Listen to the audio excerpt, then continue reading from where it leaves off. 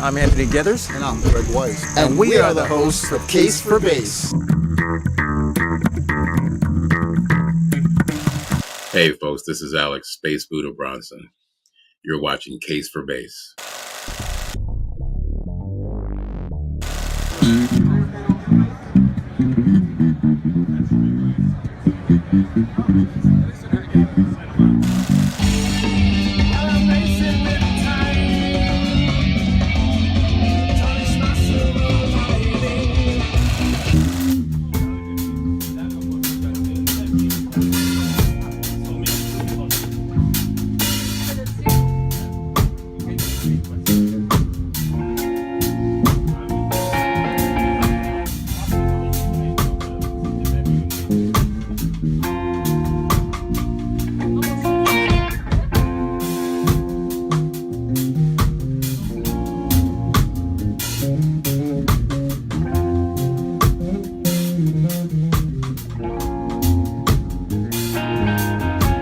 Aalics Bronson. Did I say that right?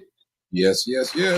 And Aalics is just, he's a premier player. He's a slapping groove. I'm going to say Mr. Funk in my book right now. And before we started, he was showing us his bass. I don't know if it's his newest bass, but it's definitely one of his latest ones from Spectre, of which he's an endorsed player. Beautiful And Spectre bass. We are really looking forward to this. And thanks for coming out. And I always let Anthony start with the intro Q&A, and then we gel into it. There we go. So first and foremost, Space Buddha, how'd you get that name? And then we're going to go into how you started playing bass.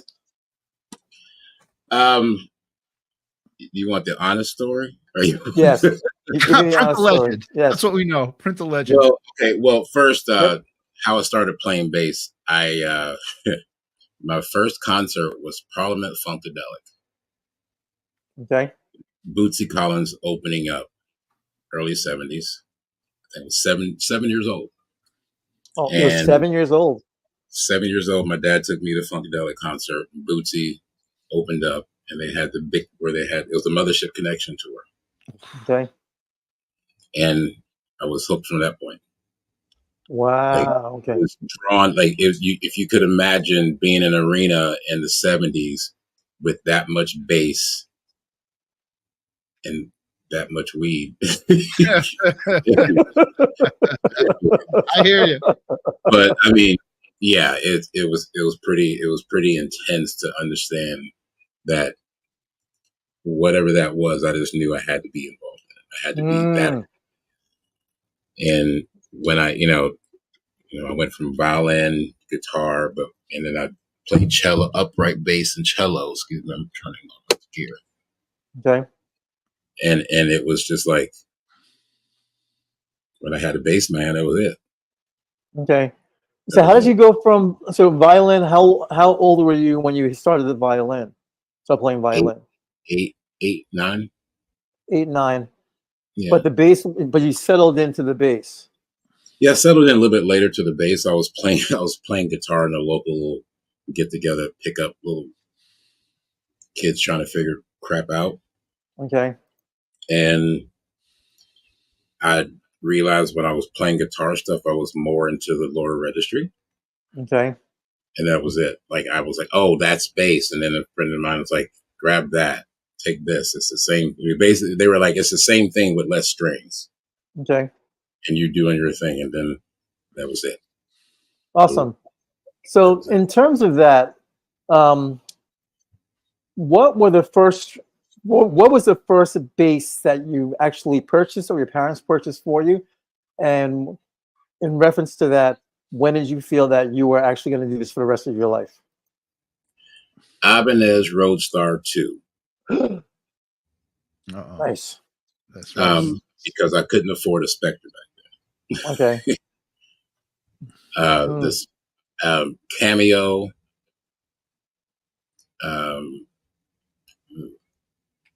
Sting, and I forgot someone. There was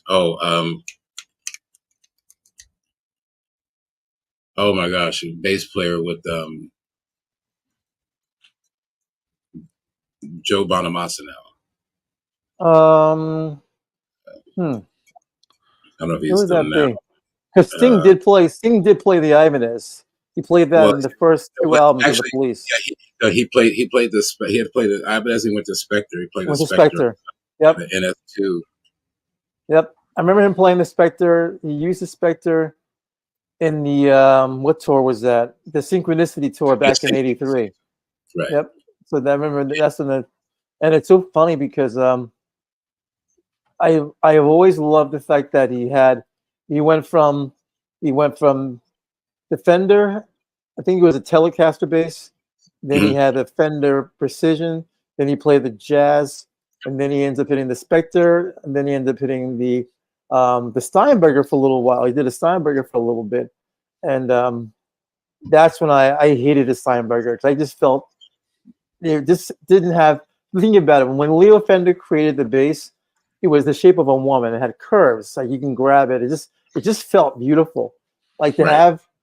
to have a bass made with this alone by itself, it's like no tetas, no culo, and then no waist.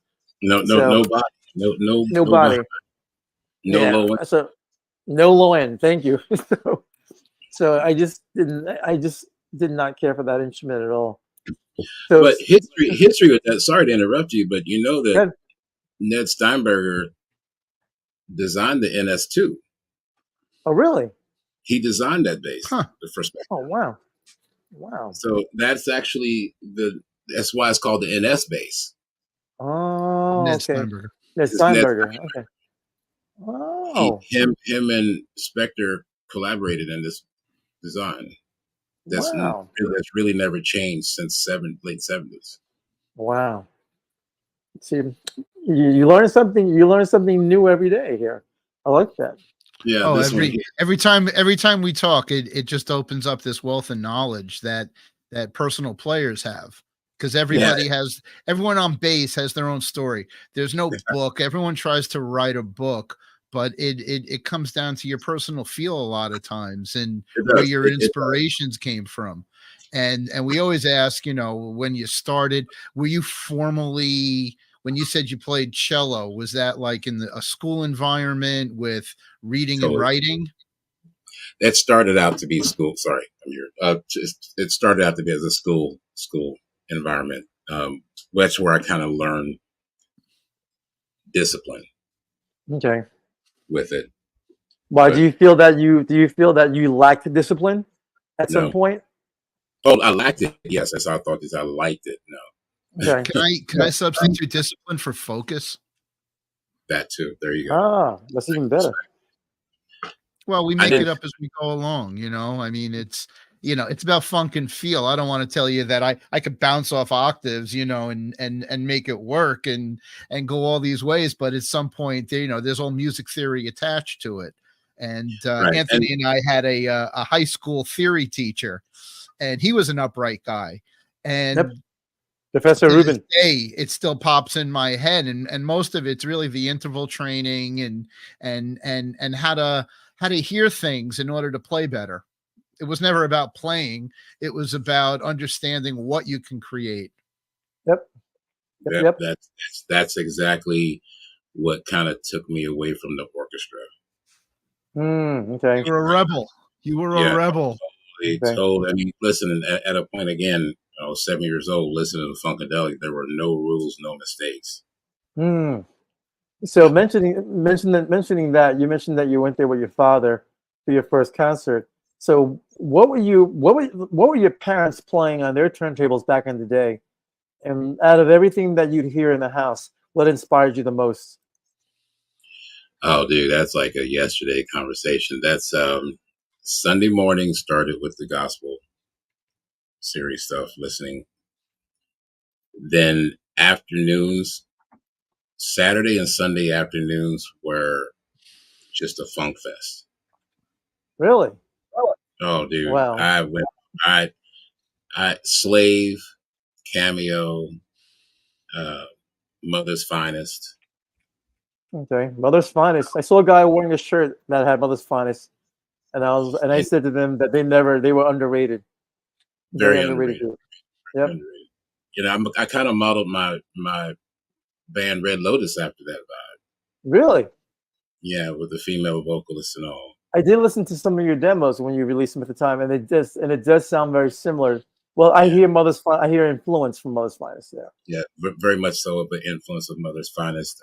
Cameo, like I said, wow, Ohio Slade, Players, Lakeside. Lakeside. That's where I grew up in that whole, you know, that was just the radio, you know, in the park. Hmm.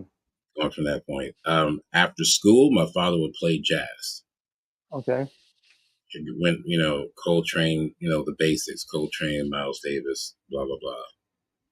You know, Nice. so I was engulfed in morning. It's crazy. In the mornings, my mother would play the AM and we listen to rock. I would hear Aerosmith and Jimi Hendrix and the Beatles and, Mhm. you know, the AM station of, you know, even, you know, Charlie Wilson and, you know, the Wilson Pickett, the whole group. I would listen to everybody. Just like that was my Wow. family's vibe into that. So, and then my grandmother and everyone, my aunt was the piano player in church. Okay. Ooh. They like I had to stand next to her in the choir. Oh, wow. Okay. You know, so and it's like whole family sang. Everyone did something.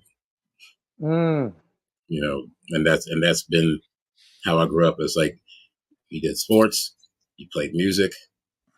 You didn't have formal teaching at times, but you did have an instrument in your hand. Okay. Period. You know, Wow.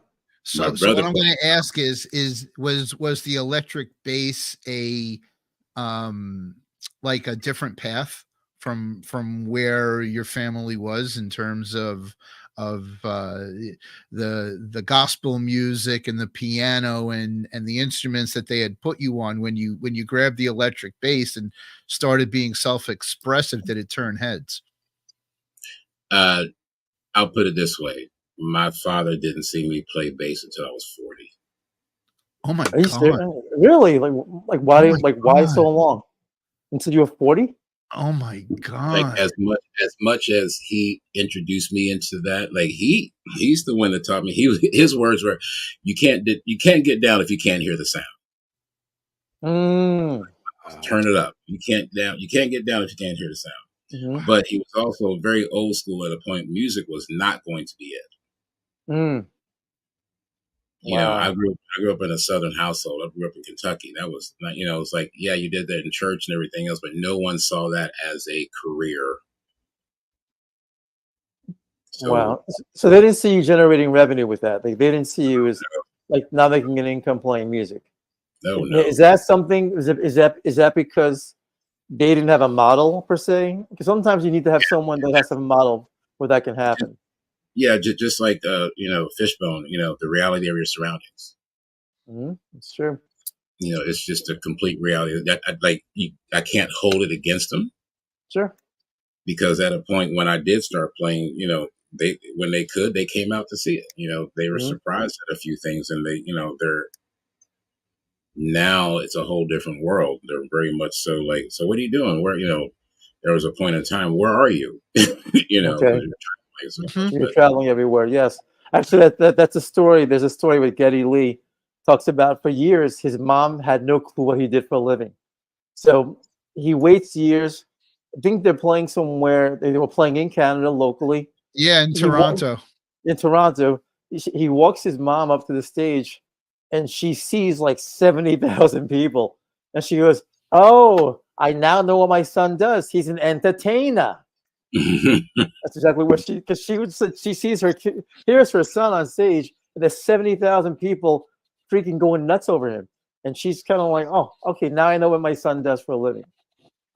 it's a different. It's really interesting as you're saying it because I can kind of relate. I mean, we all can in a sense because as we're talking about it almost as an everyday, Sure. this is our normal. Yes. You know, for someone else, it's like, oh, really? Like that's like a TV series. You know, that's like a reality TV show.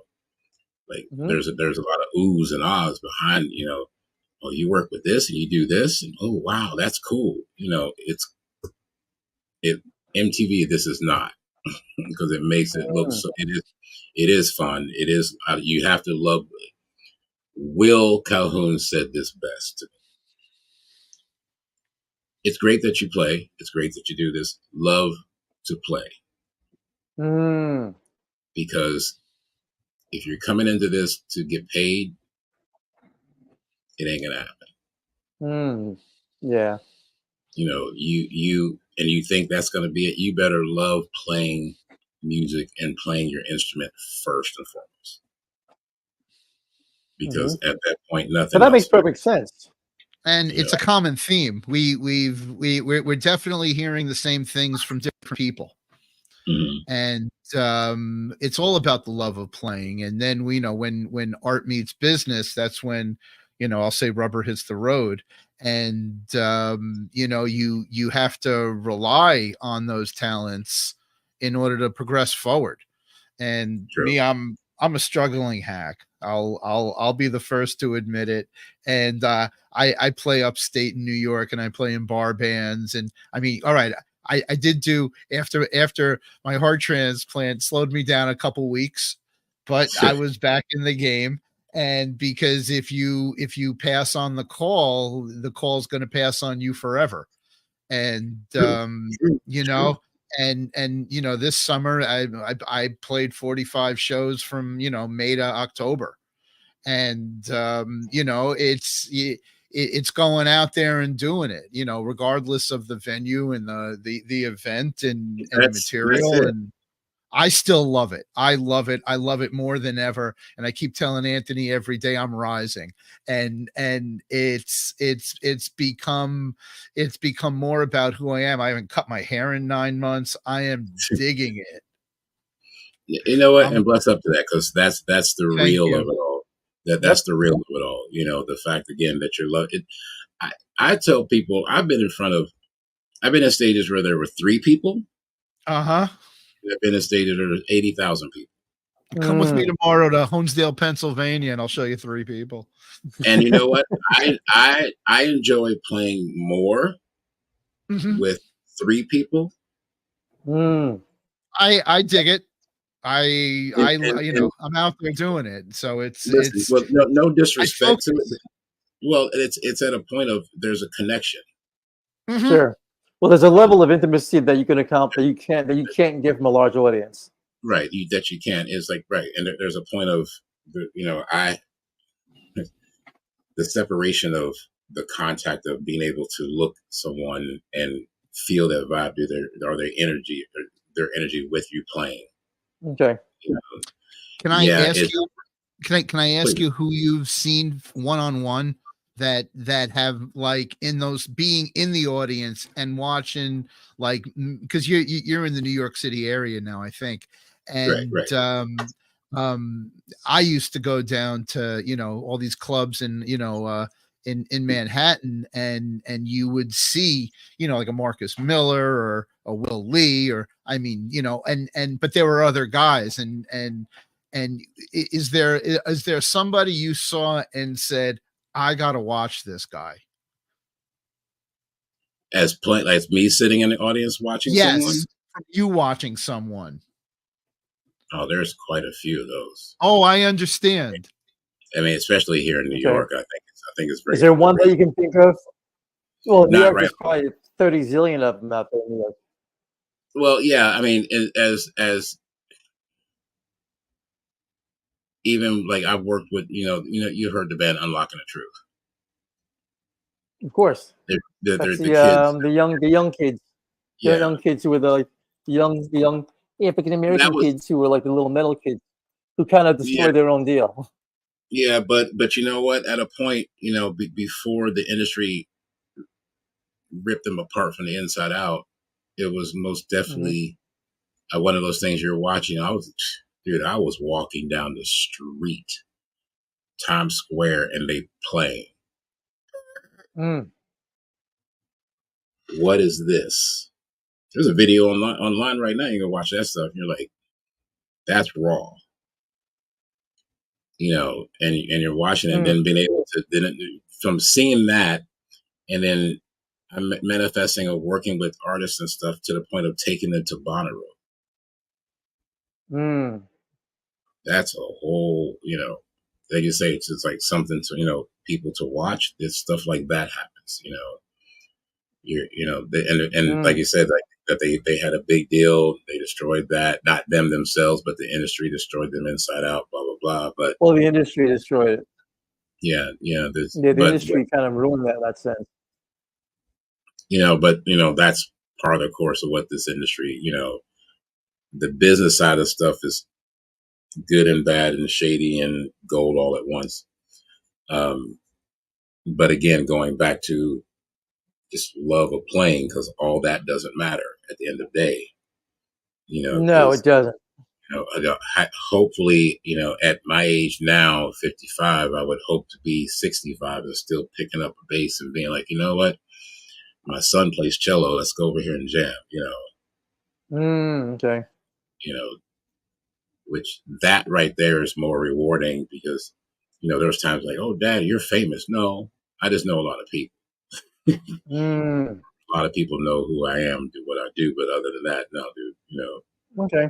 Well, let's talk about this. I'm going to talk about the instrumentation that you prefer to play. So you're a Spectre guy, and you've been a Spectre guy for a long time.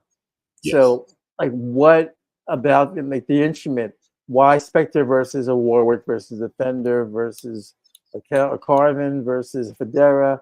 Like, why did you choose that particular bass? Two things made this for me. The tone itself. Okay. This one here, actually.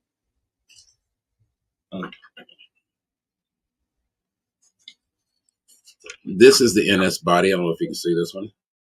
Yes, gorgeous. Absolutely. This is a 92. I think this is a SSD. If you see it, there it is. Okay, yep, I can see that. So there's the tone of these things are very, like for this body that we were talking about, Ned Steinberg, the NS body. The tone this is all maple body. This is okay. Okay, this is heavy. Like yes. Like I had to go with chiropractor for this one. Looks like you have, yeah. And I have different ones too. But these things are monsters. But with that being said, it's the tone. Okay. The tone of this, number one, and the feel for me was just a very natural, because the body is curved. Okay. The concave. I see. That's gorgeous. Yep. You can see it from this end. There we go. Yep. So the way it sits on you, it just melds in. And it was just something that was, comfort and, to be able to get around. This is a 34-inch neck, and I'm just so able to get around this. Nice. How much does it weigh? Almost 9 pounds. Yeah, and 9 pounds doesn't sound like a lot, but when you wear it on stage for a long time, it's a lot. Yeah, after 2 hours, it's a monster. Yep. So. But yeah, now, like the tone of this one is another one. Yeah, this thing is just a beast by itself. Nice. Now, outside of Spectres, what other instruments have you played? Like, what other brands have you played? Oh, Music Man. Okay. I have a Fender over there. The Jazz. I got a 62 Jazz over here too. Okay.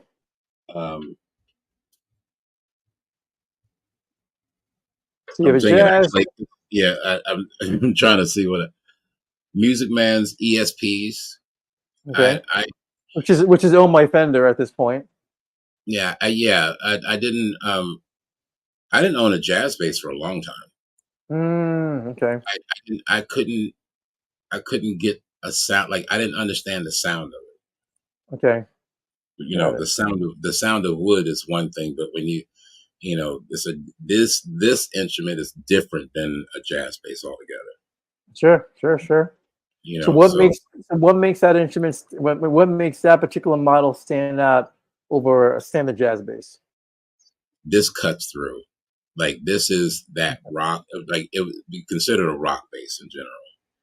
because Okay. the way it can like it can be low end, it can cut through, but it's a mid rangey bass in general. Okay. That cuts through the mix of anything that's heavy. Got it. You know. Okay. So yeah, Interesting. that's what I. And it's a very piano tone.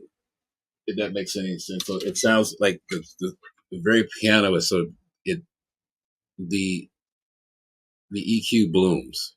Okay. So you're getting that vibrance at the same Yeah. time Oh, you're getting the low tones at the same time you're getting all the mid range. it's You're getting all it's your very highs. even.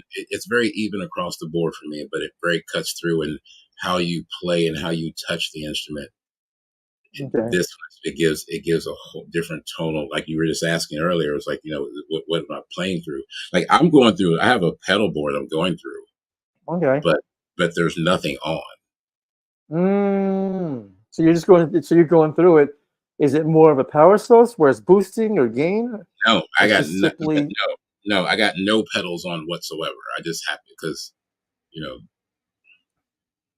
that's just the bass. Like I'm one of those like I know work with Doug Wimbish and dealing with a lot of pedals and effects and sounds and everything else. But one thing I've learned is like I need to have the sound of bass come through, not the sound of effects. Okay. That Because makes perfect sense. when you're plugging stuff in, it does change your tone. But now, like I've learned about stuff, most of my stuff is true bypass anyway. So Okay. even like one of my pedals, if the power goes down, Mm-hmm. I can still play. It will like I can when I I have Eventide pedal. If that Once again. pedal, I can unplug it Okay. and Let me I can still play. let me interrupt you just one second. Greg, unmute your microphone, dude. Unmute your mic. I've been texting you. I've been texting you to unmute your mic. If you look in the lower right corner, yeah, click unmute. Oh. I'm like, what? There you go. So you haven't heard me? I've been talking to myself through my No, own headphones. I've been texting your phone going unmute your mic. Yeah, Unmute your well, I shut all that sound off. I'm a professional. Although I have a recording error on my screen and it says open the recording tab, and I'm going, what's that? I don't even know what that is. I must be on. I hear myself. I sound great. All right. So, Space Buddha, let's talk about when you got your first gig, like your first actual paying gig. How did that feel? How did you go about getting it? And when was that? Oh, dude.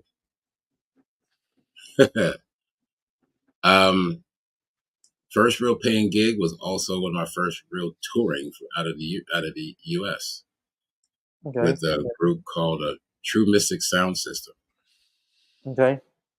Which was drum and bass in electronica. Oh, really? Wow. And they were based out of the U.S. or they were based in the U.K. or outside out of Brooklyn. Yeah, out of Brooklyn. Nice. It was a whole consortium, Brooklyn consortium with the Brooklyn Sound System.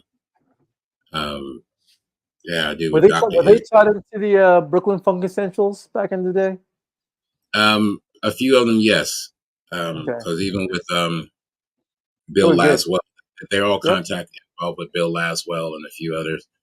Dr. Israel was the main vocalist, kind of like I said, junglist, drum and bass vibe with a little reggae-ish. But so yeah, I played a 7-string bass at the time. Oh wow, okay. I had a Conklin made. Oh wow. Okay, nice. Well, actually, I'll take it back. I was playing a Tobias first. I started playing Tobias. I had Tobias Killer Bees. Oh wow, okay. Which I loved. It was, loved those tones as well. And I had a 5 and 6 string I was out on the road with, and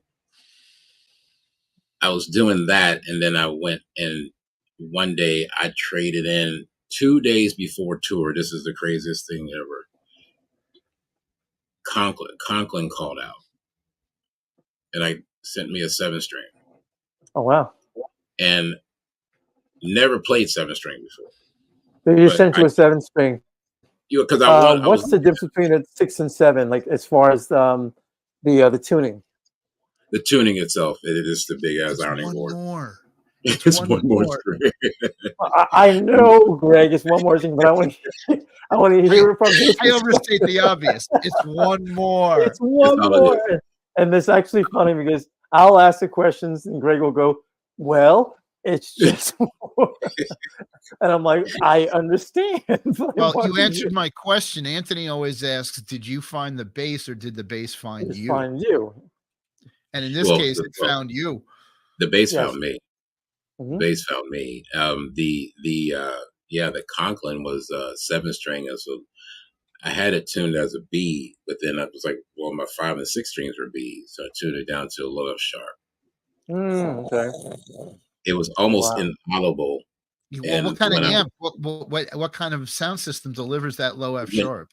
Yeah, this was a big tour. Like when I say I was greener than the grass growing out the backyard, bro. Wow. Okay. Because I was playing Eaton amps at the time. Okay. And I was running two 410s. And for with the 6-string, that was fine. But when I went to Europe, I literally, like I said, I got the bass 2 days before going on a European tour. Okay. And I took that instead. I'm like, if I'm gonna go in, I'm diving in without it. Wow. So you bought that on the road with you? Brought this on the road, and I was literally at the airport on the plane, just constantly I had it out. Like I was just like, I gotta figure this out. Okay. So they went into the warehouse of the place in Europe, and they were like, okay, what are you playing? And I pulled it out, and they brought out the old Ampegs, big 410s with the big air horns. Oh wow! Yes. They were like 100 some odd pounds each as a 410. Those things are heavy as hell. Well, it took 2 people to carry them. Wow. But that was the only thing that I was able to, like, my rig was 2 of those. And then behind that, I had the baffle of 2 15s that were inverted. They were backwards. Yeah, they were backwards and inverted. It was crazy how this old Ampeg stuff. And like, that was the only thing that was going to produce the sound that I needed. And it was because I was also, with that being said, I was the only live instrumentation. Everything else was electronic.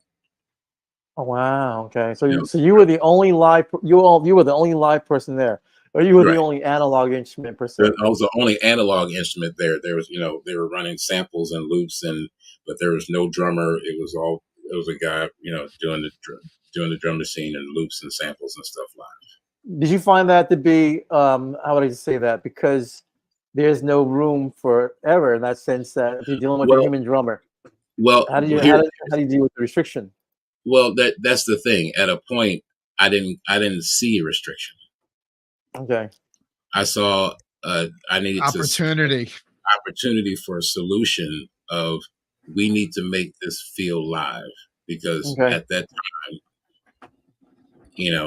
early 90s, at that point, there was no, it was just cut. There was no, how you quantize and make it feel a certain way. There was none of that. Sure. So I had to be the one to understand the distance between 0 and 1. Nice. Okay.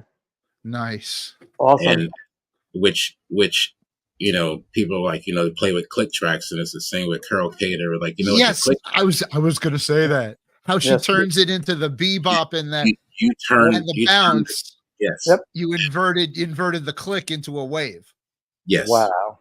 And basically, I learned that because at a point, again, digital stuff was just annoying as F. Yeah, you can say it. So I literally learned how to be able to play live within the context of machines.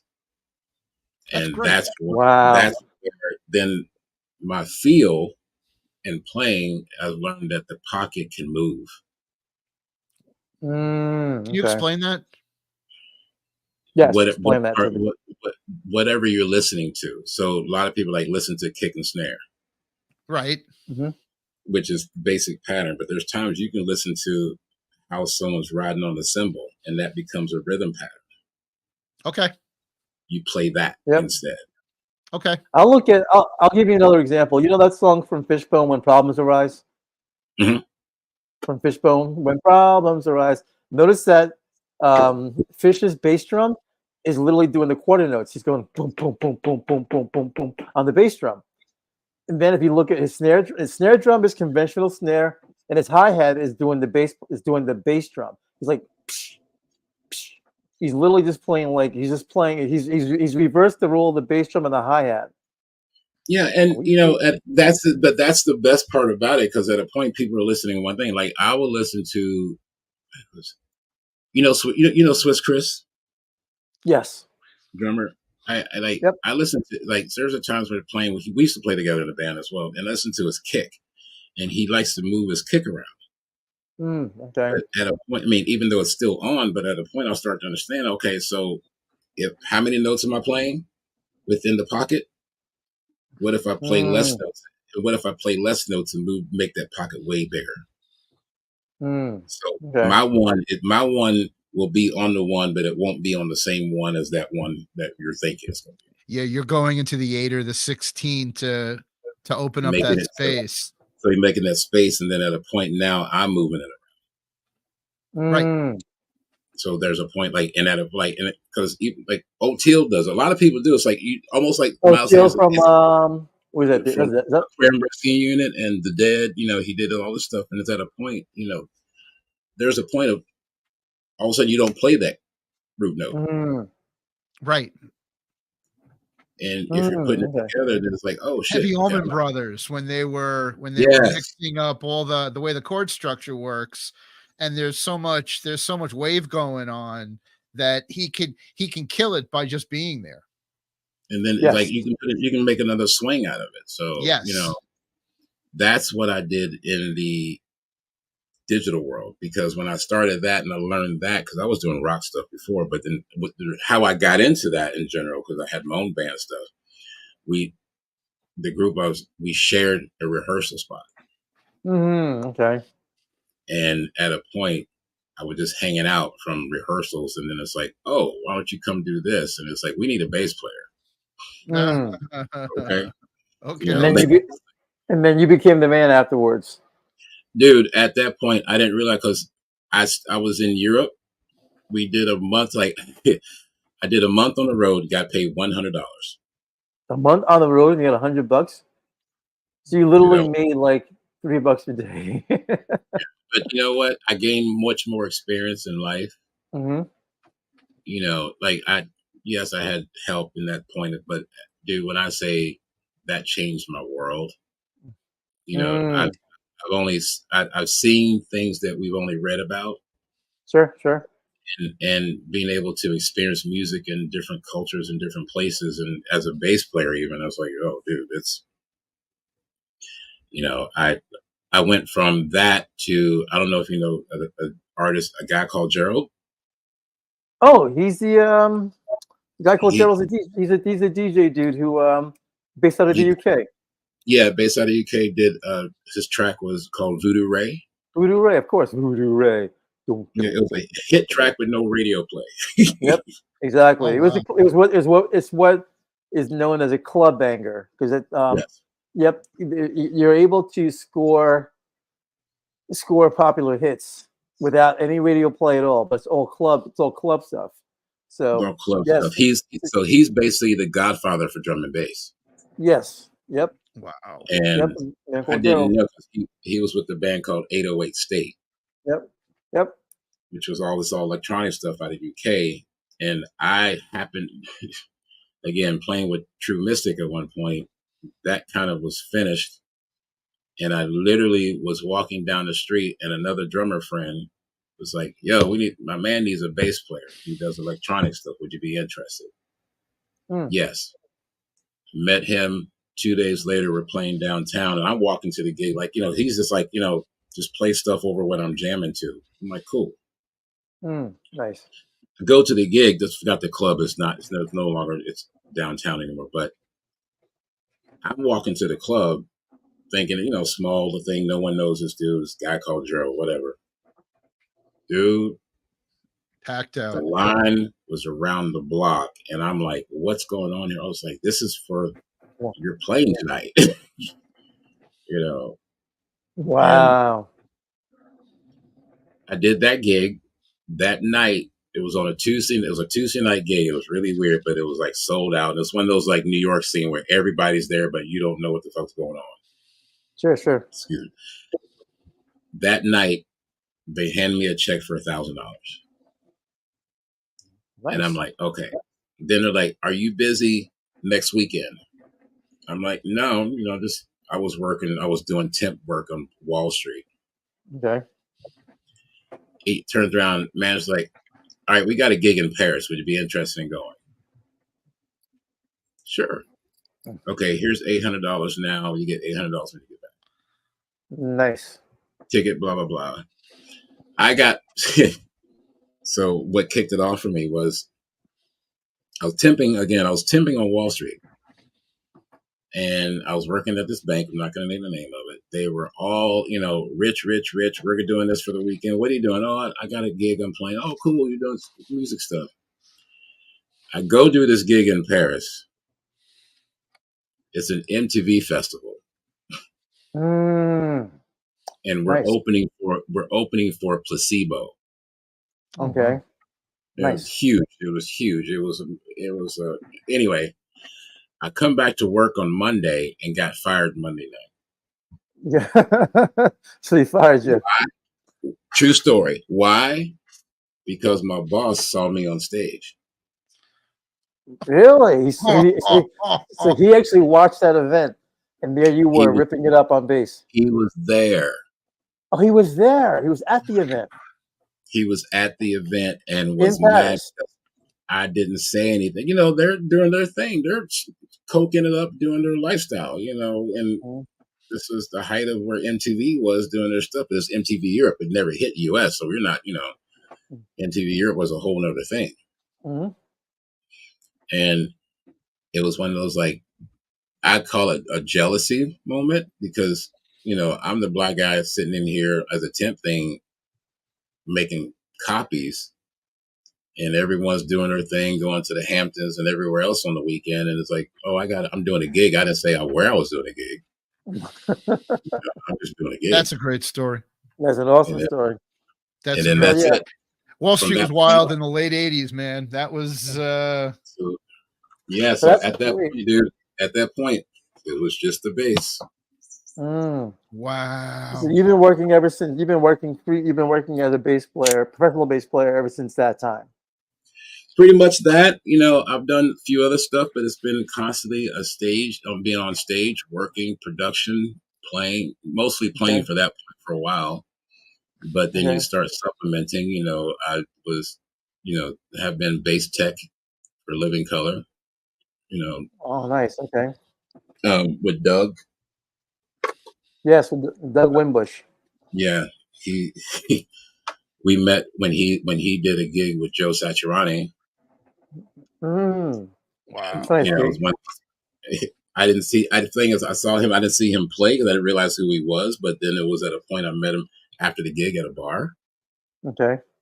And it was like, hey man, I'd like to take lessons from you. He's like, no, but we can hang. Oh, he told you no? He's like, literally, he's like, no. Or he doesn't teach.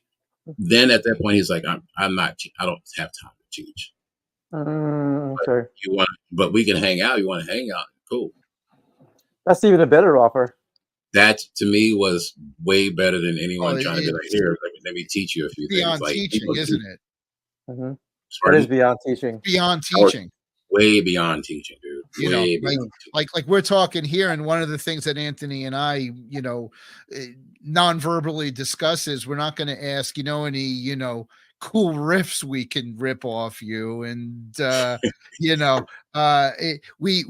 don't discuss note playing, and we don't discuss a lot of practice techniques, and I mean, like we can ask, what do you do when you strap it on? Like, how do you get loose? How do you do this? Personally, I got my own thing, and it's something I learned from my teachers, and hopefully I'll have my teacher on one day. And he actually left me to go full time on the road. Where he was teaching up, I lived in New City at the time, Nanuet, right up from the George Washington Bridge. And he dropped all his students to go on the road with a polka band. and it was Jimmy Sturr, but Jimmy Sturr won 18 Grammys and 24 nominations. They had to cancel the category because he won so much. And my bass teacher has 2 Grammys playing on his records, and he's I moved up to Orange County. I'm out here in Middletown, and and you know the king of polkas in Florida, New York, and but he kept putting out records and he kept winning Grammys, and there's no competition. But my bass player is telling me how he's going to these gigs and he's playing like the Texas State Fair. It's on YouTube because I kept looking him up. And there's literally 30,000 people at the gig, but there's 15,000 people dancing at once. Nice. It's polka music. It's that vibe, and the Oktoberfest. Yes, it's exactly what it is. And what he had told me was that the audition is you get a sheet of music, and you can learn Roll Out the Barrel, and we'll have a barrel of fun. He says, but the key to polka music was the endings, and that there's 10 different codas on the endings, and he yells out a coda number. And you gotta grip onto what coda he's going to do because the song lasts for 25-30 minutes. And he was the guy. I mean, he's a Berkeley dude. He's a hardcore bassist, and he fit right in, passed the audition, and spent like 5-6 years on the road playing polka. Yeah, dude. Takes a big man to hold a tough line. That's right. Yeah. All right. So, Space Pluto, let's talk about your influences. Who are your top 5 bass players that influence your style of playing? Or if you want to go longer, you can go more. Wow. Stanley Clarke. Yay! Round of applause. There you go. Round of applause, Stanley Clarke. Case for bass favorite. That's my he's my favorite of all in general. Okay. And what about Stanley Clarke that makes him your favorite? As groove as it is, it's very melodic. Okay. It's like his tone was not all that great. No, it wasn't, especially for that expensive $6 zillion Alembic that he had with extra thin strings. Right. Yep, you thought it would sound much better. I appreciated his rawness in playing as much as you listen to School Days. You really listen to that, dude. That is not pretty at all. No, it's not. But it's definitive what it is. Yep. And I like that as with him, at Bootsy to those 2 categories because they really made sense to me of twisting what the instrument did. Okay. Awesome. He had a lot of lead stuff, but also was very melodic in that sense. Okay. If you listen to Bootsy, it's very locked in, but also melodic because it's like his, again, he didn't have his tone is uglier than his doo-doo. Yeah. Bootsy, what kind of a bass does he play anyway? That star bass. Right now it's a Warwick. So that is a Warwick. Okay. Right now it's a Warwick. I never liked his sound. Well, I like his playing. Bootsy was one of the first users of the Mutron. Right, which was a beautiful he had the color. For me, it was like, okay, you colored your tone to make that really work. And I think the experimental side of that from Funkadelic, because you locked in a groove with James Brown, but you really experimented with sound. Okay. Because the bass didn't sound like bass. The keys didn't sound like keys. Okay. The horns were a choir considered. That whole type of thing. So that's what made sense to me. Awesome. Now that we're on to tone, what kind of strings do you use for your instruments? These are Ultra Brights, Dunlops. Okay. These are super bright Dunlops. So they're nickel, but it has a steel tone quality. Okay. So Ringing. still are brighter. Mm. Like this is flat now. These are there. You know, that's Okay.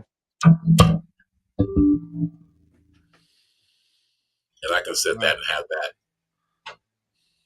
Are you a big harmonics guy? Yes, Me too. and I'll not admit in that right here. like it's more of notes are played together as chords. Okay. I It doesn't understand. have to, it doesn't have to be, that one. But like if the guitar player is playing one thing, I can play something else. Sometimes I play a harmonic off of that to actually bring these two as a chord together. I Mm. understand. Okay. I You know, understand. Very, very Harmonics cool. are a dirty word sometimes for on stage playing. Yeah, I have a book on harmonics. I got Doug. Doug hit me to this because if you're listening to Doug's playing, it's all about like he will Well, sit. he's always about harmonics, Doug. Everything Yeah, is and that gives that as he calls it, like this becomes our paintbrush. Mm-hmm. Mm. Your tonal aspect is not just a Right. There's a whole lot of color textures within this instrument. So Mm. yeah. All right. So this is now that we are heading towards the end of our interview. So this is going to be one of our. This is the last of our. This is one of your 6,000 last questions. So, Okay. what would you say to an aspiring bass player who's young and up and coming? He's hungry. He wants to hit the circuit, and yet, of course, he's not ready for the pitfalls of what's about to come. What would you say to that person? As I said, the first part would be love playing bass, love playing your instrument. Mm-hmm. All else will come. Play, play, play, and it doesn't matter. Play as I've been told. Play what others won't. Okay. Everybody wants to play this club or that place, whatever, blah blah blah. But you know what? I've gotten more fans in general, as you're saying. When I go to Europe, I'm not going to Berlin. Mm. I'm gonna go to the smaller village place over here that they got one bar that the whole town comes to. Okay. That make any sense? You got a 10-year-old with his mom and his grandmama coming in. By the time that 10-year-old you come back around on tour, when you do go to Berlin, guess who's coming with you? That 10-year-old. It's true. That The 10. European market is a lot better than our market in that way. But yeah, and in that sense, still even here, do the same thing here. Mm-hmm. Yeah, I want to play in the village, but you know what? There's a place on Third Avenue that's probably, back in the day when you want to play, I want to play CBs. Well, that's great, but not everyone can be at CBs, and nobody That's gives true. a damn after going there. Usually ended up at the Continental, or where I ended up, the basement of the Yeah, Pyramid Club. this is Continental Pyramid back in the day. This, the hole in the wall First place. and A. Yes, in there. exactly. You know what? The Mercury Lounge. Under Acme. Under That was- Acme. Yep. That was true. That's but like those were the scene. But at a point, when you go in traveling, it's like people do appreciate you playing. Oh, it's a big like when I would play at some places. Oh, it's a big big city band from New York. No, we're just regular people. But at a point, people will come out because it's like what? Oh, and you go to Cleveland and go to a small club in Cleveland. That's a whole other ballgame. Yes. And that I tell, as you asked the question of what I would play, listen to everything. Listen to your favorite, yes, but listen to everything. Mm-hmm. So you're telling them the Star Trek go where no man has gone before. Go. Listen, that's the whole thing, because at a point, that's where my sound comes from. Experiment, find out where it is, because now, like, even now, like right now, my pedals are on. Like I'm good at it. Everything is on. Like if I'm playing, like I'm still like that's you learn all these things. And this is going through electronics. Got it. Okay. Now I'm gonna start turning on pedals. And I'm still. Oh, there's one.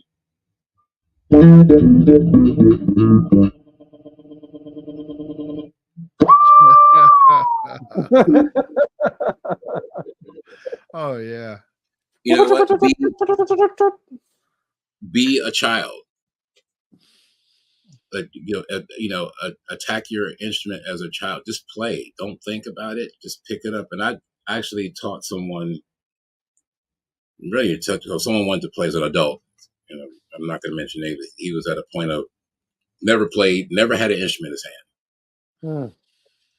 And he's like, I want to take lessons. No, here's number one lesson. Just have it in your hand. Put the instrument in your hand. What is that going to? Just put the instrument in your, hold the instrument. Every time you come over to my house, pick that instrument up and put it in your hand. And then you're going to start noticing this. You start messing around.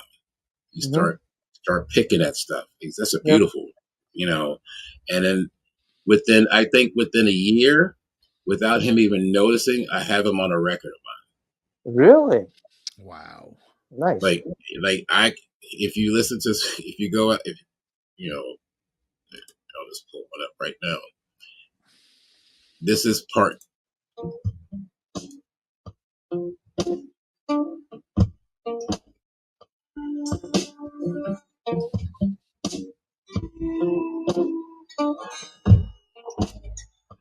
That's him. That's him. Wow. He just grabbed the instrument.